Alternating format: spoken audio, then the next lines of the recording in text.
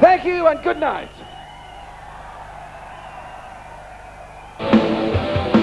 Been inclined to wander off the beaten track.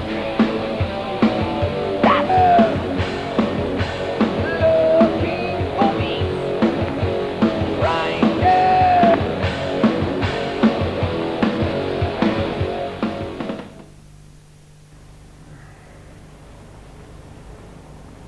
Dann schalten wir ein. Läuft im Prinzip. Okay. I think one can already consider you as somewhat like the classics of heavy metal. I'm interested in the roots of heavy metal. Can you give me an idea of that? The roots? Well, I think the roots go way, way back. If you want to begin at the very beginning, where we consider the start of the way that it's evolved over the years, you go way back to the deep south of the United States of America with black blues and rhythm and blues, going through to the interpretation of electric guitar through people like Chuck Berry, Fats Domino, Little Richard, up to people like Jerry Lee Lewis and Elvis Presley, onwards and upwards through the psychedelic age of Jimi Hendrix, the Cream, the Yardbirds, early Led Zeppelin. Suddenly we appear with Black Sabbath and their interpretation, and Deep Purple, and that's a short, concise history. But I view it as beginning its origin and its roots in Black American blues. Definitely. The root is rhythm and blues. Yeah, I think there's lots of branches that go off this main tree, obviously, but the way all contemporary music has developed, if you trace backwards to its source, it all has to begin somewhere. And both KK and Glenn, the guitarists for Judas Priest, are very strong blues fans. You know, they love blues guitar, the musicians. So some musicians say, I mean, it's old, but they say it again and again, rock and roll is dead. Or one has to take care for rock and roll almost as much as for classical music. Do you think heavy metal is a way of keeping rock and roll alive? Absolutely, and I feel that the actual separation between rock and roll and classical is very minimal, because the amount of work and dedication and professionalism is just as important in both spheres of that, you know, those two dimensions of music. I think that the kind of work that rock and roll musicians create, someone like the Rolling Stones or the Who or even Judas Priest, is compatible with Mozart or Beethoven. Why not? It's the classical rock and roll of this century, and I see it as being an important ingredient for the next 200 or 300 years. And it's an especially relevant question, considering we're all celebrating Mozart's anniversary at the moment, and I think there's a bit of a tie-in here, you know. I think the discipline and the amount of dedication and all the other connotations in being a professional musician are very, very similar. Do you think that in 100 years there will be a year of celebration of rock and roll, maybe? Yeah, it'll be interesting to see where music will have developed to at that point, won't it? I mean, to some extent, it was only since the invention of electricity that we went off into this weird direction.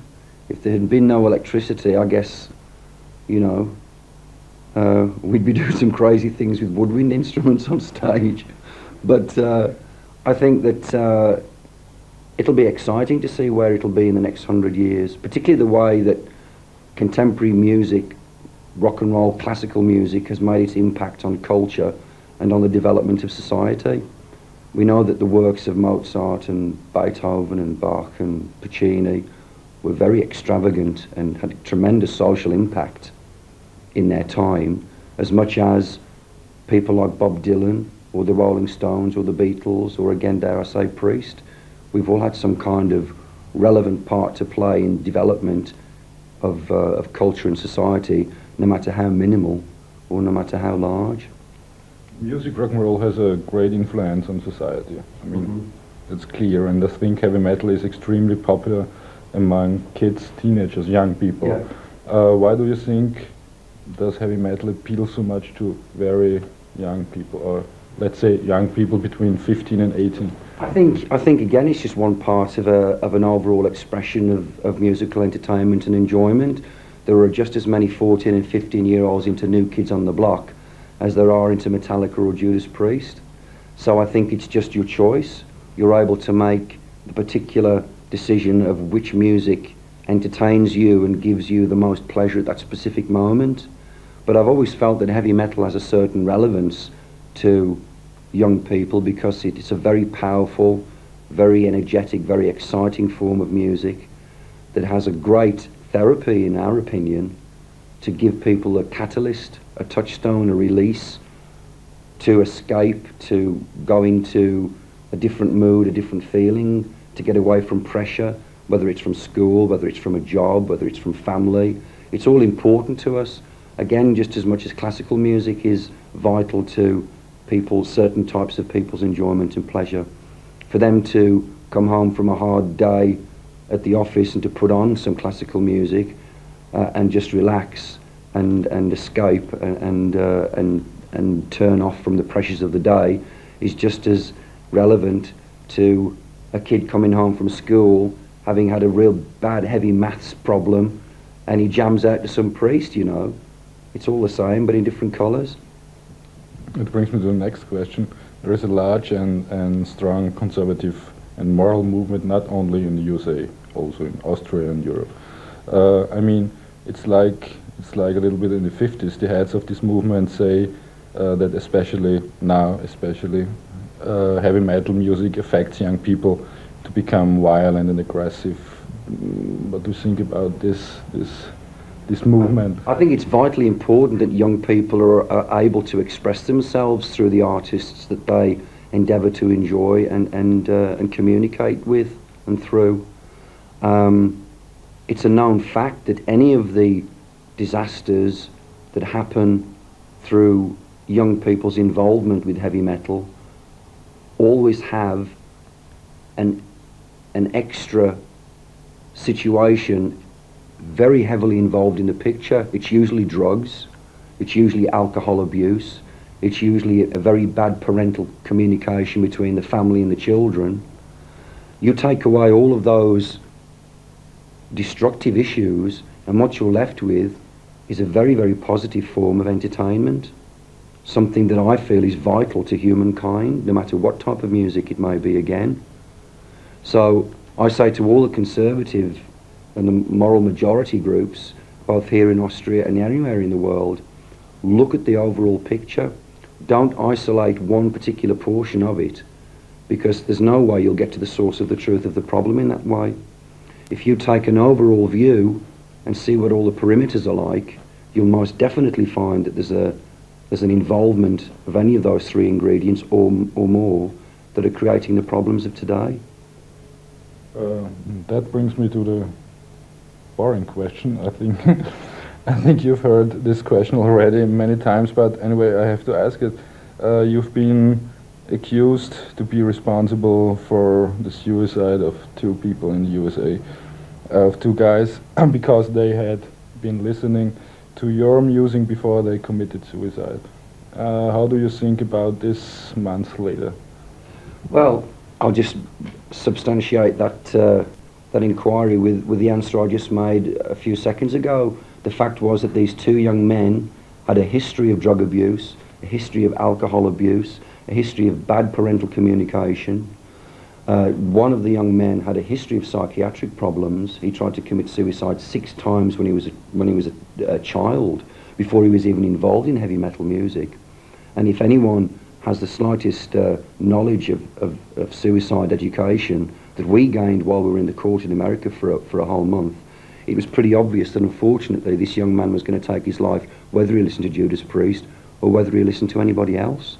But the fact remained that Priest went to America last year for the trial in Reno, and for a whole month we sat in the courtroom and we listened to psychiatrists and the world's greatest psychoanalysts, and none of them could scientifically give evidential proof that heavy metal music or any form of music could be held directly responsible for the death of an individual. Whether or not I went on record and sang to the public, kill yourself, kill yourself, kill yourself, anyone in a normal, rational, intelligent, stable mind wouldn't kill themselves. It's an obvious fact.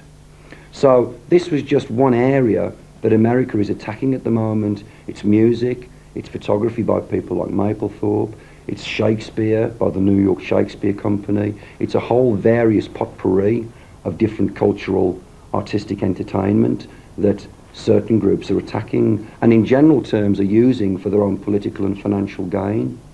It's a real pity that music is always the whipping post for these issues, you know. It's rare that you see anyone picking on a Rambo movie or an Arnold Schwarzenegger movie, you know. It's always bad rock and roll, bad heavy metal. But we're happy to sit there and to educate and to let people see that this is a simple form of entertainment that derives pleasure to millions upon millions upon millions of people all over the world today. When you are on stage doing your show, are you aware of the emotions among the audience? Do you feel it? Do you see it? Vitally important, yes. We're trying to communicate here. This is an artistic expression. This is a very, very exciting and very creative moment in history. It's as much as being able... Can you imagine how wonderful it must have been to sit in the Sistine Chapel and watch Michelangelo paint? It must have been incredible. Or to stand in a corner and watch Picasso paint. The same type of thing for me is so special and exciting about creating rock and roll music on stage or going to see a symphony orchestra create. It's vital that the performer and the audience communicates emotionally. So I'm fully aware of the mood that's being exchanged, and it's important that happens. That's what art is all about. It's giving and receiving. Back to the music, how do you see the future of heavy metal? Can you predict any new developments? I mean, how much harder or faster can heavy rock go? I mean, can it be faster? Can it be harder? I think if it goes any faster, it's just liable to explode into a puff of smoke. But I'm very happy at the moment the way that heavy metal has developed from its roots, which Judas Priest was partly responsible for creating back in the UK in the 70s. And it's fabulous now to see the way that it has evolved and expanded over the years. And it's proving to me and to many people that it's no longer this one-dimensional form of music, you know, that it's very expressive. It's a type of music that can be twisted and pulled and manipulated into lots of different shapes and sizes. And so you've got all these different categories of metal today. And I'm just thrilled that there are so many new bands from all over Europe and all over America, in fact all over the world, that are part of the overall heavy metal scene. So as we carry on and possibly look to some kind of end in the future, I'm excited to know that there's a lot of new young bands that are here already or are developing now, hopefully here in Austria too, that are going to be carrying the heavy metal flag and keep defending the faith for the future. If you look, for example, at Sting, now he's doing soul and samba, and Prince tries in jazz. So would you, or if you would, change your style and try out something different in the future? Well, I think that those people that know anything about Judas Priest, the fact that we've made 14 heavy metal albums now, and each one of those albums has something very special and different and unique to say within the genre of the music that we create. I think that we've shown that there's a tremendous amount of variety. We take songs from an album like Turbo, which in its time was quite controversial because of the way we performed this style of heavy metal music, to something as modern and a little bit futuristic as Painkiller here in 1991. I think that we are certainly one of the few bands that have been able to show the experimentation possibilities within this style of metal. But I don't think that there'll ever be a day where Judas Priest will be doing heavy metal soul or heavy metal reggae. Why not? I don't know. I don't think it's, you know, in my way of life, you never say never. So let's wait and see. Okay, thanks a lot. Thank you.